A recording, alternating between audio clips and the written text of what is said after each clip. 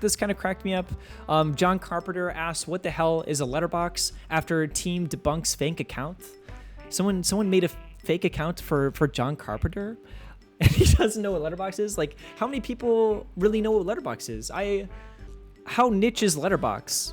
I really don't know. I thought it was kind of getting a little more popular with even people like Martin Scorsese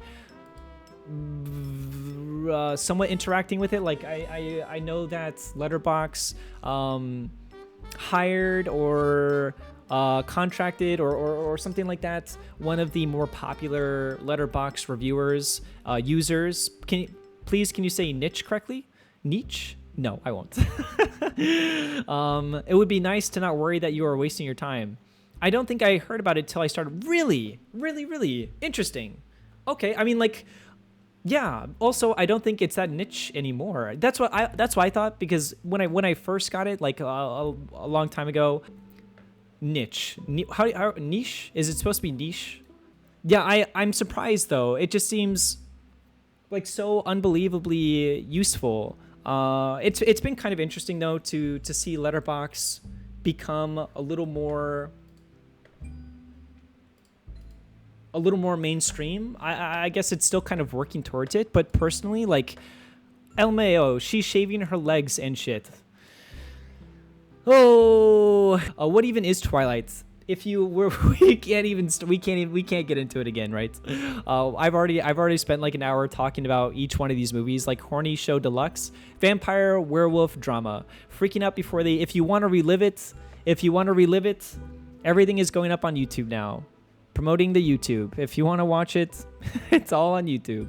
Freaking out before they do it, like, girl, he does not care about a little stubble, I promise. It gets better.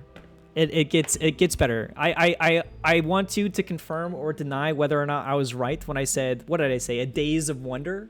That Bella was in a daze of wonder after that night? I want I want to know if I'm crazy there for describing it like that. I feel like it's pretty fair though. You say better, but I know you don't mean better. You mean worse. So much worse. So much worse.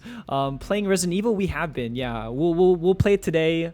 After we kind of move through a couple of these things, probably very quickly. But we've been playing it just this week, and it's been incredible. It's been a ton of fun. I'm super bad.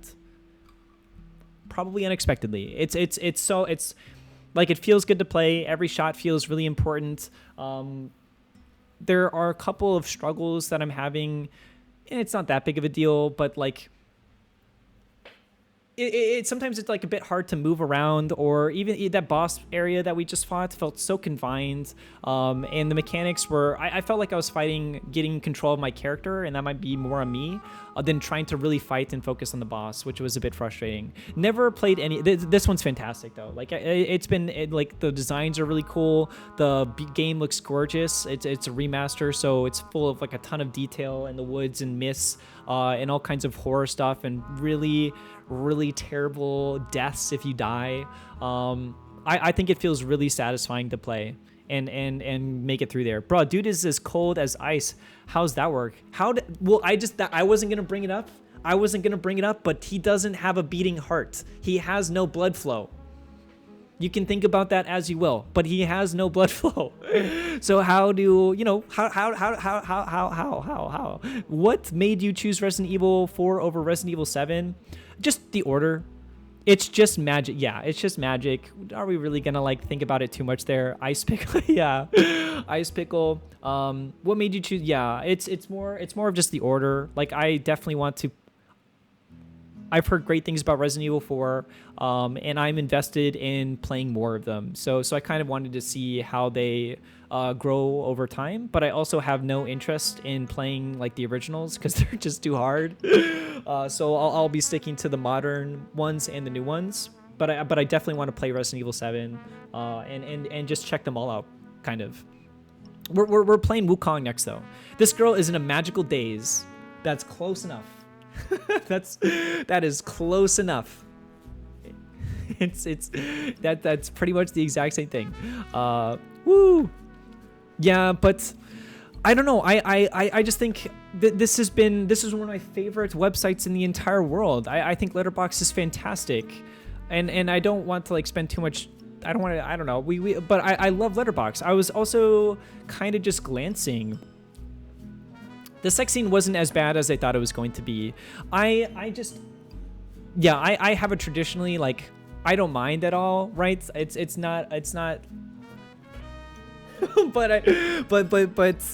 But those kind of scenes, it always makes me blush, right? I'm just to be straight up, those kind of scenes always make me blush. So, and this one was just particularly like, oh my god, when's the sex scene so I can skip to it? It's probably not like that worth it. I'm not gonna tell you. You kind of have to watch it all. That's what all. You're gonna have to watch it all. Skip it. Oh, skip it. Oh, skip to. Oh, that's unbelievably different. That's not even like close to the same there. I love the little light effects.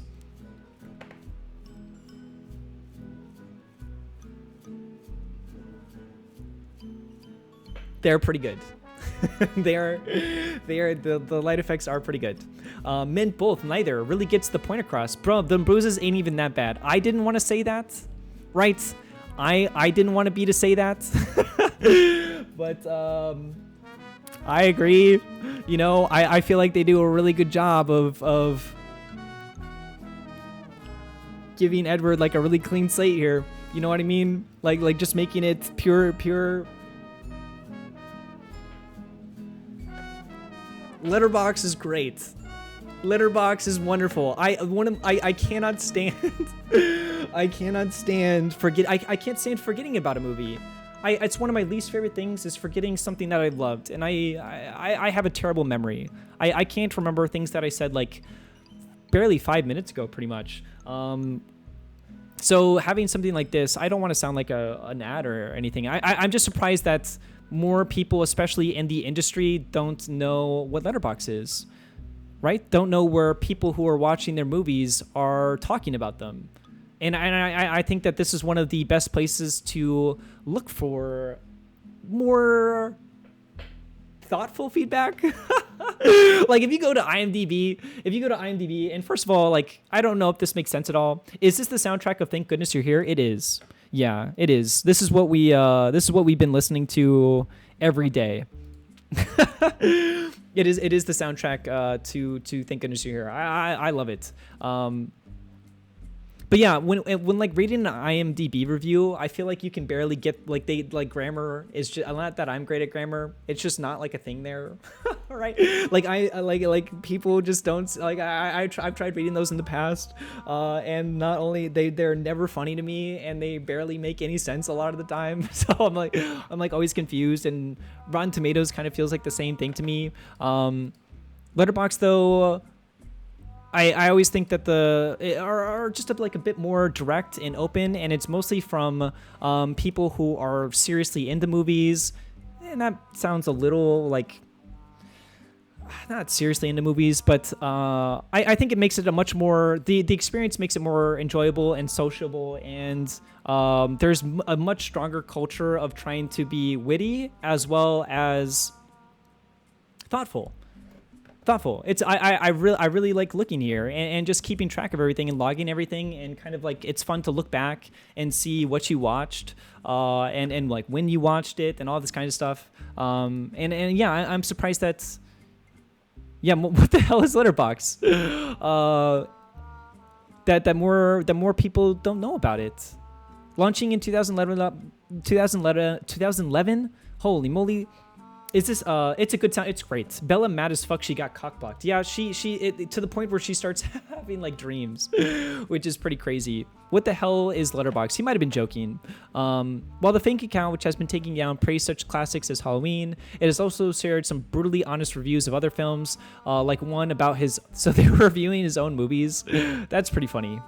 The cinephile also left a colorful review of Halloween 2 as Carpenter, who co-wrote but did not return to. That's pretty funny though. they were impersonating him and reviewing and having him review his own movies. That's pretty crazy. Carpenter mostly stepped back from Hollywood after directing 2010's The Ward, having since left to focus on music. Interesting. Debut album Lost Themes. That's kind of cool. That was a while ago. After serving as an EP on Blumhouse Halloween. Very cool. Shit, I had another comment there, but I cannot remember it.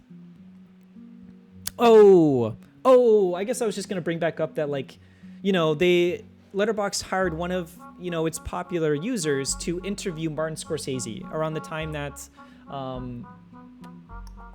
his last movie came out. Killers of the Flower Moon. Yeah, when Killers of the Flower Moon came out, they hired somebody to interview him from Letterboxd, and that's a huge legacy industry name.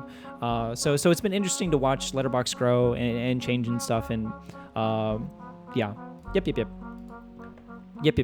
We don't need to talk about that. We've already spent a lot of time here and need to get into the game, but yeah. And I know this might upset SK, so we won't spend too much time on it either. But Maggie Smith dies.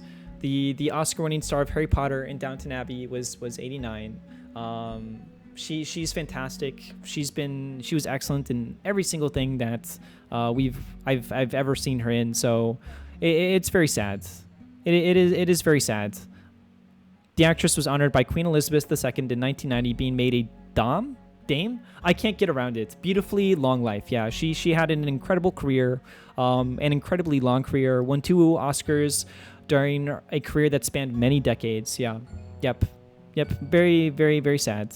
Anyone who ever shared a scene with Maggie will attest to her sharp eye, sharp wit, and formidable talent. So we'll leave it at that. We'll leave it at that. But yeah, she was fantastic. As we lose more and more of the cast, I just feel older and older and older. Yeah, I actually agree, and it's been kind of interesting to you see other people, who grew up with like Star Trek, right? And they watch those franchises change over time. And I'm specifically thinking of the guys from like Red Letter Media. I love them. I don't know if anybody watches them. They're fantastic on YouTube though, and they talk about TV shows and movies as well. I think they're fantastic, and they love Star Trek, and I just oh my, and it's a circle. It's happening to us now. Like more and more of the cast, people that we grew up pass away, and then we're also getting reboots, right? We're coming down to the reboots here. We're seeing these things that were beloved, that we grew up with, become reused for more financial purposes than they might have been used for beforehand. We'll see where it goes from here. Pale imitations. Yeah, I think that's a perfect way of putting it, Curiosa. Pale. We're starting to see pale imitations, and maybe and possibly things being changed beyond so that they aren't even recognizable anymore at all. So that's been strange. We're hitting that point. It's gonna be we're like Lord of the Rings too. It's happened. Like my point is, like, Lord of the Rings is another good example of this with the show and the animated show, and yeah, good times.